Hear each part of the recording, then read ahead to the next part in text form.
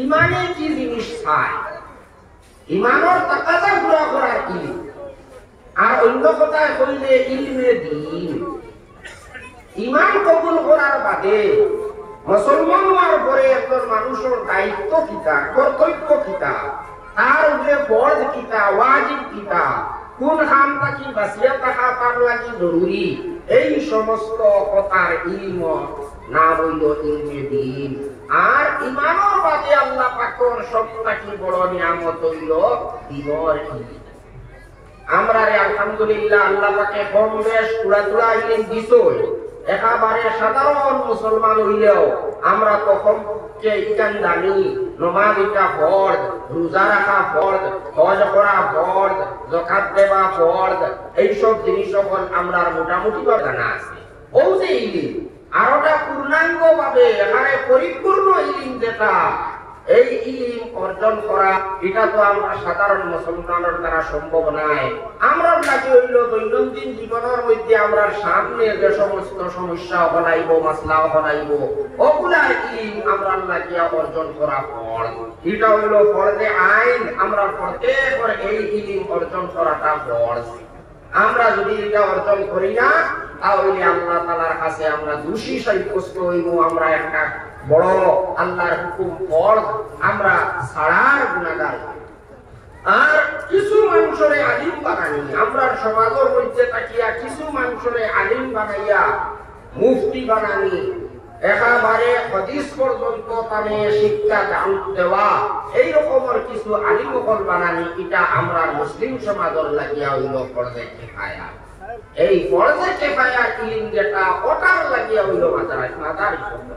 এই মাদারিসে কওমিয়া, এই মাদারিসে দিনিয়া গুলা হইল আমরা দ্বীনি ইলমের প্রচার আর প্রসার আর শিক্ষার কেন্দ্র। এই মাদ্রাসা যদি থাকে না, দ্বীনের ইলম পাইবার আর কোনো জায়গা নাই। দ্বীনের ইলম পাইবার একমাত্র জায়গা হইল আমরা এই মাদারিসে ইসলামিয়া। যদি মাদারিসে ইসলামিয়া থাকে না তাহলে দ্বীনের ইলম পাইবার আর দ্বিতীয় কোনো জায়গা নাই। এই মাদারিসে ইসলামিয়া গুলা আমরা লাগিয়া কতখান গুরুত্বপূর্ণ, মসজিদের গুরুত্ব আমরা সবেও জানি। কিন্তু আপনারা তোলা যদি চিন্তা করেন তাহলে দেখবা মসজিদ তাকিয়া ও মাদারিসের গুরুত্ব মোটেও কম নাই। বরঞ্চ যদি চিন্তা করেন তাহলে দেখবা মসজিদের খুরাক হইল মাদ্রাসায় ডুবায়। মাদ্রাসা না থাকলে মসজিদ বেকার।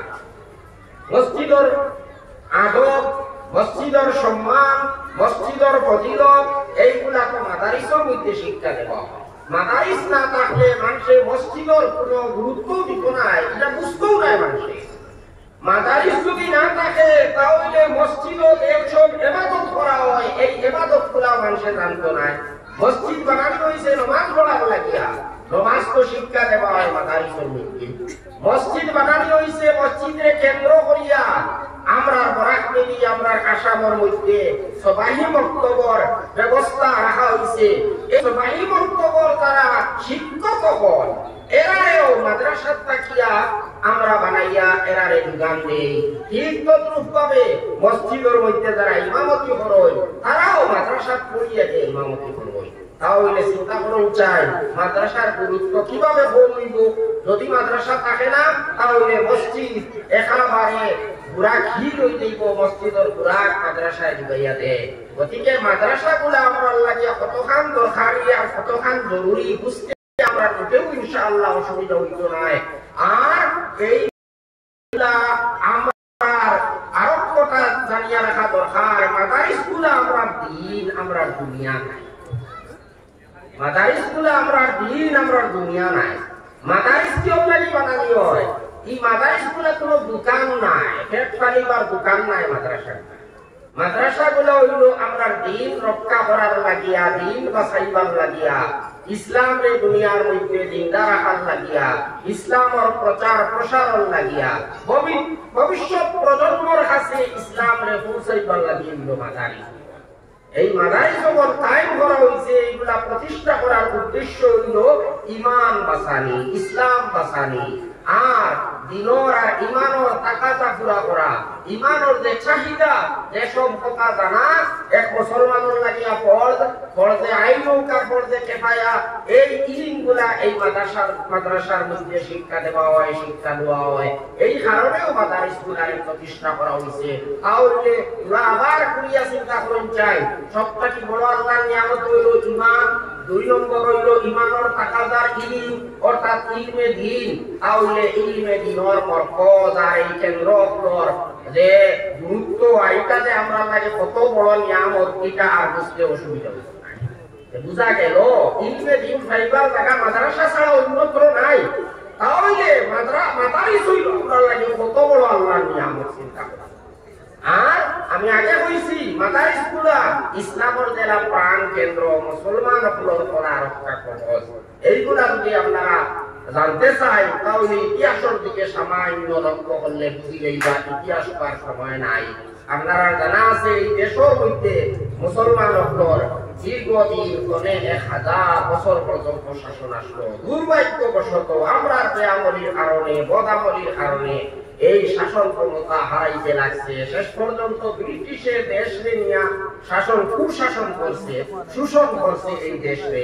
আর অবশেষে সব তাকি প্রথমেও মুসলমানে এর বিরুদ্ধে যুদ্ধ ঘোষণা দিছে, মুসলমানে যুদ্ধ করছে। আর উলামা সমাজের মধ্যে, মুসলিম সমাজের মধ্যে যারা কোন সিয়াসত আর রাজনীতির মধ্যে আসলা না, এই সমাজের মানুষগুলোর মধ্যে থাকিয়া সর্বপ্রথম হযরত শাহ আব্দুল আজিজ মুহাদ্দিসে দেহলভী রাহমাতুল্লাহ আলাইহি 1803 ইংরেজির মধ্যে দেশকে স্বাধীন করার লাগিয়া যে যুদ্ধ ঘোষণা দিছিলা, এটা 1803 ইংরেজির মধ্যে দিছিলা। এটা আলহামদুলিল্লাহ আজও আমার কাছে সংরক্ষিত আছে। আর যে যুদ্ধ ঘোষণা, এই ঘোষণা পত্র এটা আজও আমার কাছে সংরক্ষিত আছে। কেউ কোন সময় কোন পত্র পত্রিকার মধ্যে দেখা যায় অনেকে মন্তব্য করেন এটা মুসলমানের মুখর কথা, অত হাজার উলামা শহীদ হয়ে গেছেন আর মুসলমানে ওলা ত্যাগ স্বীকার করছেন, এটা শুধু মুখর কথা। এটা ভাই মুখর কথা নাই, এটা আমার কাছে রেকর্ড আছে, এটার আমার কাছে এটা দলিল আছে। হযরত শাহ আব্দুল আজিজ মুহাদ্দিসে দেহলভী রাহমাতুল্লাহ আলাইহি লিখিত অন্যান্য কিতাবের মতো আর অন্যান্য কিতাবগুলো আছে। এর সঙ্গে একটা কিতাব হইল ফাতাওয়ায়ে আজিজিয়া। এই কিতাব ফার্সি ভাষায়, আলহামদুলিল্লাহ আমার কাছে আছে, কেউ দেখতে পারবা। এই কিতাবের মধ্যে এই ফতোয়াটা আজও পর্যন্ত আছে। 1803 ইংরেজি পায়, 1857 ইংরেজির কথা বুঝেন না, 1947 ইংরেজির কথা বুঝেন না, 1803 ইংরেজি। ও এখন অন্যান্য যারা স্বাধীনতা সংগ্রামী হল হেরা ইতিহাস আপনারা পড়িয়ে দেখি যাও এরা কোন দিন সংগ্রাম করছে, কোন ইংরেজি তারা সংগ্রাম করছে।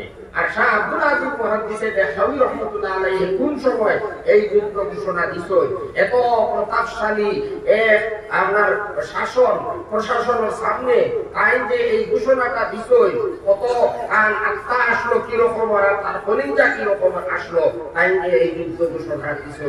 এই যুদ্ধ ঘোষণা দিছে একদিকে, আর তার শিষ্যদের মধ্যে হযরত সৈয়দ আহমদ শহীদ বেরলভী রাহমাতুল্লাহ আলাইহি তান এই ফতোয়া এই ঘোষণাটারে কার্যকরী করছে।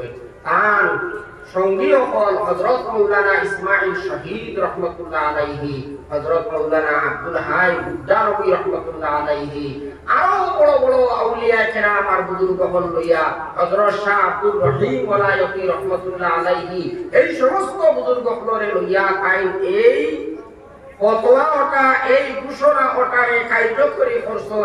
আর সর্বপ্রথম সশস্ত্র আন্দোলন আরম্ভ করছে। ইতিহাস লম্বা, আমি এই দিকে যাইতাম নাই। শেষ পর্যন্ত যখন 1857 ইংরেজি উলামায়ে কেরামগুলোর বিভিন্ন জায়গার মধ্যে নেতৃত্বর মধ্যে সর্বভারতীয় যে আন্দোলন হয়েছে, এখানে মুসলিম ভাই হল অন্যান্য মানুষও শরিক আসলা। আর সিপাহী বিদ্রোহ নামে যেটা পরিচিত, এই যুদ্ধের মধ্যে যখন পরাজয় বরণ করতে লাগছে আর ইংরেজের এত দেশ পুরাপুরি ভাবে গেছে গিয়া, ও তখন ব্রিটিশে দেখি দেখি উলামায়ে কেরাম অকলরে সাইয়া উলামায়ে কেরাম অকলরে শহীদ করা লাগাইছে, ফাঁসির মধ্যে ঝুলানি আরম্ভ করছে। অনেক উলামায়ে কেরাম অসংখ্য মুসলমান অকলরে তারা নির্মমভাবে হত্যা করছে আর শহীদ করছে। ও তখন উলামায়ে কেরাম অকলে চিন্তা করলারে, উলামায়ে কেরাম অকলর যেভাবে দেশের মধ্যে অভাব দেখা দিছে, জানাজার নামাজ পড়াইবার লাগিয়াও আলিম অকল পাওয়া যায় না। এই অবস্থা যদি থাকে তাহলে তো ইংরেজও যে পরিকল্পনা, তারা যে সিদ্ধান্ত করিলেইছে যে এই দেশের সারা মানুষরে খ্রিস্টানে পরিণত করিলেইছে, এই দেশের সারা ভারতবাসীরে তারা খ্রিস্টান বানাই লইবার এই চিন্তা করিলেইছে, তারা সিদ্ধান্ত করিলেইছে, তারা তো এটার মধ্যে সফল হইব। সুতরাং আমরা কোনো একটা ব্যবস্থা গ্রহণ করতে লাগে। ও সময় আমরা আকাবির বুজুর্গকে চিন্তা করছেন কিতাব রাখা, কোন ব্যবস্থা লইলে আমরা ঈমান আর ইসলাম বাঁচিব। ও ঈমান আর ইসলাম বাঁচাইবার লাগি আল্লাহ পাকে তার দিলর মধ্যে দাঁড়িয়ে দিছে, দিলর মধ্যে আল্লাহ তাআলা ইলহাম করিয়া দিছেন। তার একমাত্র ব্যবস্থা হইল এখন মুসলমানে নিজের পকেটর পয়সা দিয়া মাদ্রাসা প্রতিষ্ঠা করতা আর মাদ্রাসা চালাইতা। ও এক ব্যবস্থা ছাড়া অন্য দ্বিতীয় আর কোনো ব্যবস্থা নাই। মুসলিম শাসন আমলে মাদ্রাসাগুলা চলছে, বড় বড় লিডার হল, নেতা হল, হেরা তারা নিজে নিজে মাদ্রাসা পরিচালনা করছে। অক্ষ সম্পত্তির দ্বারাও মাদ্রাসা পরিচালনা করা হয়েছে। হাজার হাজার মাদ্রাসা দেশের মধ্যে আসলো, কিন্তু ইংরেজে দেশ নিজের আয়ত্তের মধ্যে নেওয়ার পরে সমস্ত মাদ্রাসা ভাঙ্গে চুরমার হয়ে গেছে। মুসলমান হল বড় বড় ধনী যারা আসলা এরা সম্পত্তিরে বাজেয়াপ্ত করে নিয়েছে, এরারে জেলের মধ্যে করে দিয়েছে, না হইলে হত্যা করে দিয়েছে, নির্মম ভাবে শহীদ করিয়া শেষ করে দিয়েছে। এখন ইসলাম আর ঈমান বাঁচাইবার আর কোনো উপায় নাই। ও দারুল উলুম দেওবন্দ মাদ্রাসা 1866 ইংরেজির মধ্যে প্রতিষ্ঠা করা হয়েছে। আলহামদুলিল্লাহ, এই মাদ্রাসা এক ছাত্র আর এক মেসাব দিয়ে আরম্ভ করা হয়েছিল। আজ এই মাদ্রাসার শাখা প্রশাখা পুরা উপমহাদেশের মধ্যে এটা ছড়াই গেছে, আর অসংখ্য মাদারিস হয়েছে, হাজার হাজার নাই লক্ষ লক্ষ মাদারিস। আলহামদুলিল্লাহ, এই মাদারিস হল তাহার কারণে আজ আমরার কাছে ঈমান আর ইসলাম আছে, আর আমরাও অস্তিত্ব টিকিয়া আছে। মুসলমান হিসাবে আজ আমরাও দুনিয়ার মধ্যে বাঁচিয়া আছি। আমি এই ঘটনা বলছি যে মাদারিস হইল আমরা রক্ষা কবচ।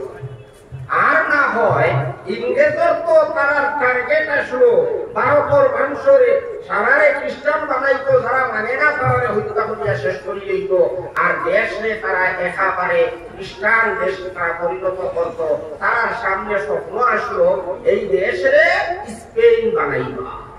স্পেনও 700-800 বছর মুসলমানদের শাসন করছেন, অনেক কিছু করছেন, সারা দুনিয়ার এই জ্ঞান বিজ্ঞানের আলো মুসলমান আইজো মুসলমান আপনার স্মৃতি এই স্পেনের মধ্যে আছে। দেখলে সবটা হয়ে যাইব, এত স্মৃতি হল, এত মুসলমান হল, কারনামা হল আইজো আছে স্পেনের।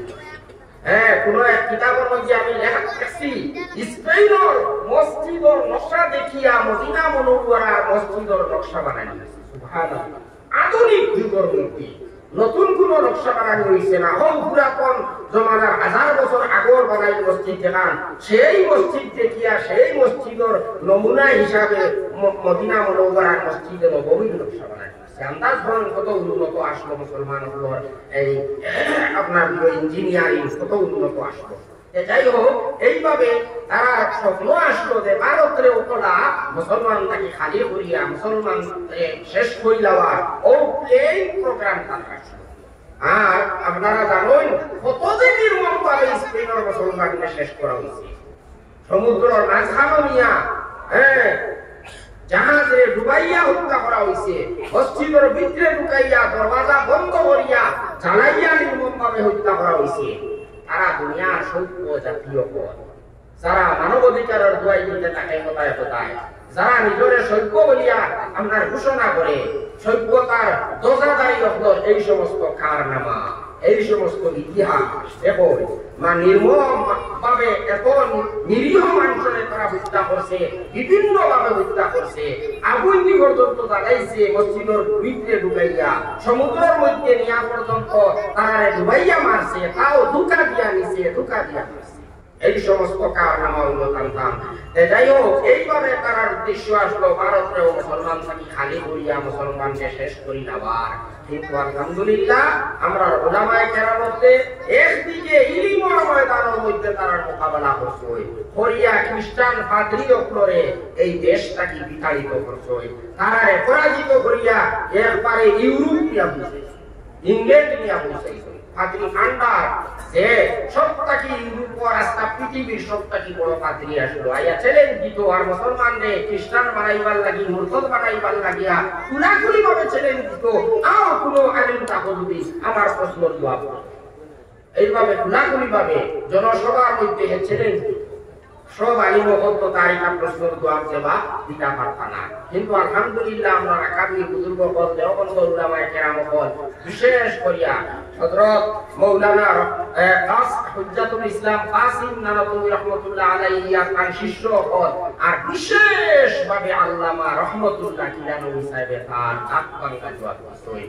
আর আগ্রার সবার মধ্যে, তর্ক সবার মধ্যে স্বীকার করতে বাধ্য করছেন যে বাইবেলের মধ্যে অনেক ভুল ত্রুটি আছে। বাইবেলের মধ্যে ইকান প্রকৃত ইঞ্জিল নাই, যে ইঞ্জিল ঈসা আলাইহিস সালামের কাছে নাযিল হইছে, ইকান না। ইকানের মধ্যে অনেক বেশকম হয়ে গেছে, অনেক ধরনের বেশকম করা হয়ে গেছে। এই কথা মানতে বাধ্য করছেন, তার মুখ দিয়ে স্বীকার করতে লাগছে। ইকান তাকে পরাজিত হইয়া তুরস্ক গেছে, তুরস্ক গিয়া ওরা মানুষের গুমরাহ করা লাগাইছে, বিভ্রান্ত করা লাগাইছে। তুরস্কর সুলতান তখন ইসমানী খিলাফতের জমানা আসলো, খিলাফতে উসমানিয়ার জমানা। তখন এই দেশের সম্রাট পেরেশান হয়ে গেছে, অস্থির হয়ে গেছে যে এই জালিমর প্রশ্নের জবাব আমি কিনা দিতাম। আলিমকলে তো আমার দেশের আলিমকলে তার প্রশ্নের জবাব দিতে পারুন না। এখন মানুষ ইটা তো সারা মুক্ত হয়ে দিবা, ইটা তো সারা বেঈমান হয়ে দিবা। দেখুন, অন্য কেউ বার্তা নাই মুসলমানের ইমান বাসাইটা, কেউ বার্তা নাই। তুরস্কর বাদশাহ মুসলিম সম্রাট পরেশান হয়ে গেছে, এখন মুসলমানে তো ইসলাম ছাড়ি দিবা, মুসলমান তো খ্রিস্টান হয়ে যাইবা, এটা মর্তদ হয়ে যাইবা। কারণ এমন জটিল জটিল প্রশ্ন করে তার প্রশ্নের জবাব দেবার উপযুক্ত কোনো আলিম নাই আমার দেশে। আর বড় বড় সবার মধ্যে চ্যালেঞ্জ করে, আও কোনো আলিম যদি থাকো, আও আমার প্রশ্নের জবাব। কত চিন্তার বিষয় নাই। ও তখন খবর লইছই, সুলতানে খবর লইয়া তাই পাইছই যে ভারতের মধ্যে বড় একজন আলিম আসলা। এই আলিমে পান্ডারকে পরাজিত করিয়া ভারতকে বিতাড়িত করছে। খবর লইয়া দেখলা এই মক্কা শরীফ আসল, হিজরত করিয়া তাই গেছেন গিয়া মক্কা শরীফ। জান বাঁচাইছেন তাই, ইনো থাকলে তো ইংরেজের কানে হত্যা করিলেই লয়। কিন্তু তাহলে আল্লাহ পাকে কেরামতির মাধ্যমে, কেরামতি উসিলা, কেরামতির দ্বারা আল্লাহ তাআলা এই জানটাকে নিরাপদে নিছেন গিয়া। আর মক্কা শরীফ তাই আসলা, ওই সময় হিজরত করিয়া গেছেন গিয়া হযরত রহমাতুল্লাহ কিলানবী সাহেব আলাইহির রাহমা। তখন তারে অন্তাকিয়া নেবাউছে, সুলতানের তার কাছে খবর পাঠাইছেন সম্রাটে যে আপনি পুরা তসলিফান হইল, আনলাইলে মানুষ ইটা তো সারা গুমরা হয়ে যেতা, এটা তো সারা বেঈমান হয়ে যেতা, এটা খ্রিস্টান হয়ে যেতা, এটা ইমান বাঁচাই পারার কোনো পথ নাই, আপনিও তসলিফান হইল জলদি আপনি। এই জালিম আইছে, এটা সারা মানুষের বেঈমান বানাই দিত।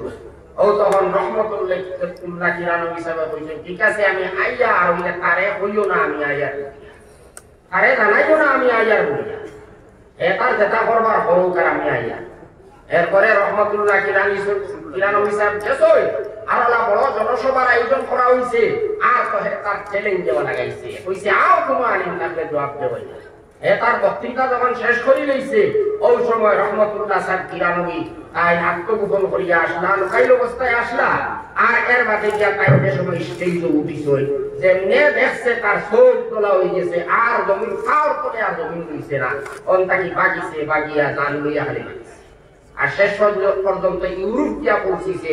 আর তারে যত ধরনের উপাধি দেওয়া হয়েছিল, যত ধরনের পুরস্কার দেওয়া হয়েছিল, সব তার কাছ থাকিয়া ছিনাইয়া নেওয়া হয়ে গেছে। শেষ পর্যন্ত আত্মহত্যা করিয়া শেষ। যাই হোক, রহমতুল্লাহ কিলানবী সাহেব গিয়া উবাইছিল, আমি আছি জবাব কইতেই তো তার শব্দ না। আর তো রহমতুল্লাহ কিলানবী সাহেব জবাব দিছই। জবাব দেওয়ার বাদে বাদশাহ আর সুলতানে কইছে যে আপনি কথা প্রশ্নের জবাব বলে আপনি লেখিয়া দেন। কারণ এটা প্রশ্ন ওগুলোর জবাব মানুষে একবার বুনিয়াদ মানুষে বুঝতেও পারতো না, ইয়াদও রাখতে পারতো না। রহমতুল্লাহ কিলানবী সাহেব আরবি ভাষায় কিতাব লিখেছেন ইজহারুল হক। এই কিতাবের পরবর্তীতে বিভিন্ন ভাষায় ট্রান্সলেশন করা হয়েছে। উর্দু ভাষায় বাইবেল সে কুরআন তক 3 খণ্ডে তার অনুবাদ প্রকাশ হয়েছে। এই কিতাব সম্পর্কে বড় বড় খ্রিস্টান পাদ্রী হলোর মন্তব্য হইল যে ততদিন এই কিতাব দুনিয়া থাকবার মানুষে পড়িতে থাকবা কোনো মানুষে খ্রিস্ট ধর্ম গ্রহণ করতো না, খ্রিস্ট ধর্মের প্রচার করা সম্ভব। যাই হোক, একদিকে আমরা মনীষীয় বলে দাঁত বাংলা জবাব দিয়া তারারে যুক্তিগত ভাবে তারারে পরাজিত করে দিয়েছে।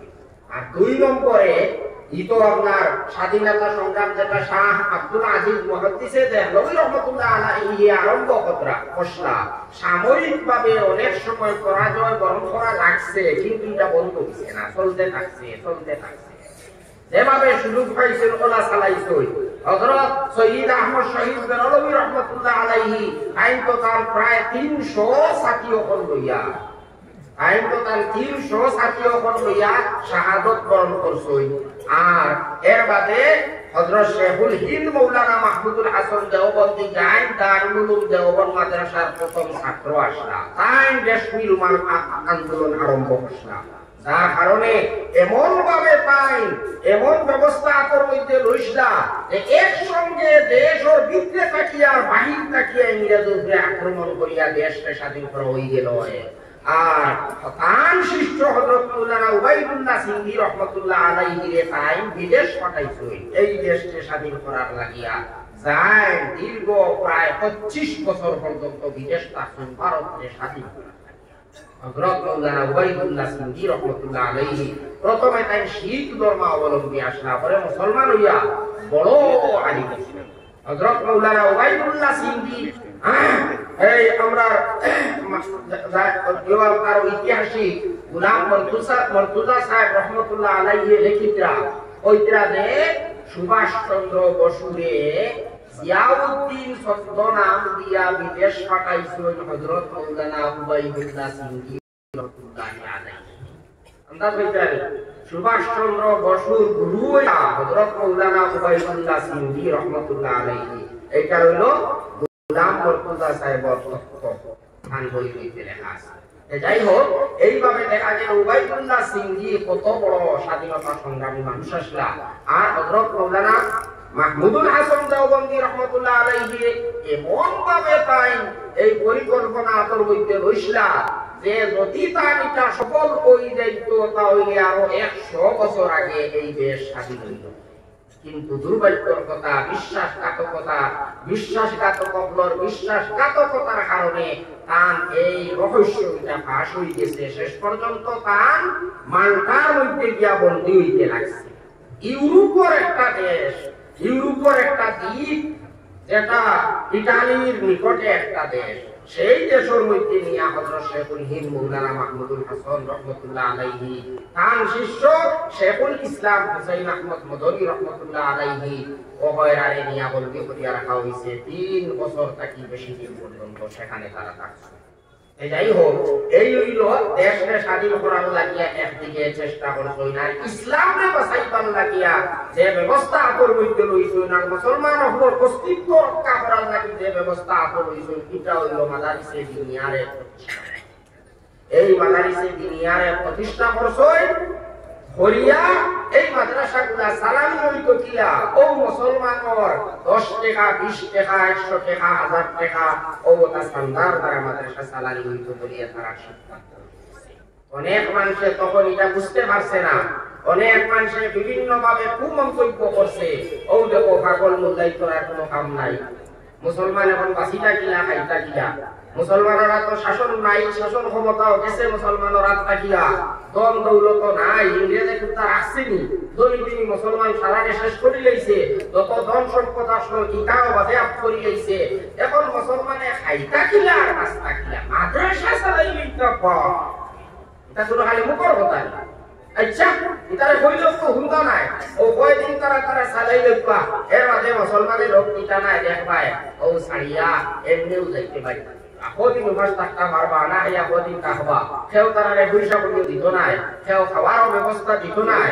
গতিকে ইটা মাদ্রাসা চালানি মজা তারা নিজে পাইলি বা ইটারে আর পাতা দিয়া লাভ নাই। আলহামদুলিল্লাহ, আমি আগেও কইছি এই মাদ্রাসার এই যে ব্যবস্থা যেটা লওয়া হইছে এটা ইলহামি, আল্লাহ তাআলার পক্ষ থেকে দিলর মধ্যে গাড়িয়া দেওয়া হইছে, বুজুর্গগুলোর দূরদর্শিতা দেব। আইনটা চিন্তা করছে এটা কত সঠিক আসলো আর কত শুদ্ধ আসলো। আলহামদুলিল্লাহ, আজ 1867 ইংরেজের থেকে লইয়া আজ কত ইংরেজি 2023 ইংরেজি শোনেন। এত দীর্ঘ দিনের মধ্যে মাদ্রাসার সংখ্যা কমছে না বাড়িছে বলছে। অসংখ্য মাদ্রাসা হইছে, আইজও মাদ্রাসার সংখ্যা বাড়িতে আছে, নতুন নতুন মাদ্রাসা প্রতিষ্ঠা করা হইতে আছে। কিন্তু কিতা মুসলমানের মাদ্রাসার লোক চালিয়েছে, মুসলমানের মাদ্রাসা চালাইছেন নানি, সাহিত্য করছেন নানি। আই তো মুসলমানে এই কথা বুঝছো যে মাদ্রাসা হইল আমরা ভুল সত্য। গতিকে মাদ্রাসা এখানে করে যেভাবে সাহায্য করিয়া রাখা লাগে আমরা রাখা। আলহামদুলিল্লাহ, মুসলমানের ধন্যবাদ দেওয়া লাগে, উপমহাদেশের মুসলমানদের ধন্যবাদ দেওয়া লাগে। তারা যে এই প্রকৃত সম্পত্তিটারে মূল্য তারা দিতে পারছে, আর আইনও তারা দিয়া যাইতে পারছে। আলহামদুলিল্লাহ, এখন মানুষের দান দক্ষিণা করা দেখলে অবাক লাগতে লাগে, অবাক হইতে লাগে যে এত পরিশ্রমের টাকা পয়সা মানুষে এত উদার ভাবে এত দিন করিয়া কিনা তারা দান করে। এখানে মাদ্রাসার সবার মধ্যে 1 লাখ 2 লাখ 5 লাখ 10 লাখ পর্যন্ত চাঁদা হয়ে যায়। আপনারা দৃষ্টিগত প্রায় জায়গাটা আমি দেখছি অনেক বেশি চাঁদা দেয়, আপনারা দিন করিয়া দেয়। ওরা অন্যান্য জায়গা তো কম বেশ মুসলমান হলে আলহামদুলিল্লাহ দিয়া যাইতরা, সাহিত্য করিয়া যাইতরা। আজ কত টেকা মুসলমানের দিকরা এই মাদ্রাসা হলর জিন্দা রাখার লাগিয়া আর মাদ্রাসা হলে উন্নত করার লাগিয়া তার অনুমান পাইবার লাগিয়া আমি হইয়া দেওবন মাদ্রাসার বাৎসরিক বাজেট কত টাকা হয় আপনারা জানা আছেন? প্রায় 40 কোটি। বছরও প্রায় 40 কোটি টাকা মুসলমানের ভিতরে খালি এক দারুল উলুম দেওবন্দ। দারুল উলুম দেওবন্দ কি তো বড় প্রতিষ্ঠান হল আছে মানে সংখ্যা, ছাত্র সংখ্যা হিসাবে তাহলে তো এর থেকে বেশি বাজেট, এর থেকে বেশি টাকা মুসলমানের ভিতরে এইসব মাদ্রাসা হচ্ছে। বাকি আরো অন্যান্য মাদ্রাসা আলহামদুলিল্লাহ, দারুল উলুম বা শান্তি মাদ্রাসার তো আপনারা হুলুল বুখারী খতমের মধ্যে হুলুন্দারি আপনারা 5-6 কোটি টাকা বছর মুসলমানে দিলে, মুসলমানে 5-6 কোটি টাকা দিলাই এই দারুল উলুম বা শান্তি মাদ্রাসারেও। এই যে বাহ্যিকভাবে এটা কোনো যুক্তি মানে না। কত গরিব মুসলমান, মুসলমানদের তো পরিকল্পিতভাবে পিছনে রাখার চেষ্টা করা হয়েছে, মুসলমানদের সব সময় পিছনে রাখার লাগিয়া চেষ্টা করা হয়েছে, মুসলমানের সম্পদ অকল নষ্ট করা হয়েছে, অনেক ইন্ডাস্ট্রি অকল নষ্ট করা হয়েছে, এর বাদে চাকরি নৌকরি সুযোগ সুবিধা থাকি মুসলমানদের সব সময় বঞ্চিত রাখা হয়েছে। এর বাদেও কি অতটা কিনা মুসলমানের করো, এটা তো হিসাব মিলানি যায় না, যুক্তিও তো মানে না বাহ্যিকভাবে। ও কারণে সন্দেহ